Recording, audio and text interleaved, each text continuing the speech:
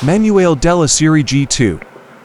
Con un semplice tocco, la batteria può essere mossa. Quando il pulsante a destra, si tratta di rotazione inversa. Quando il pulsante a sinistra, si tratta di rotazione in senso orario. Quando il pulsante nella posizione centrale si trova in stato bloccato, il segno meno diminuisce la copia.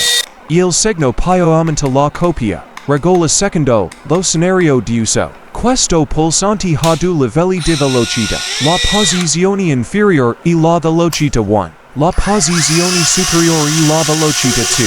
Quando la levi nella posizione centrale, la funzione di impatto non è attivata.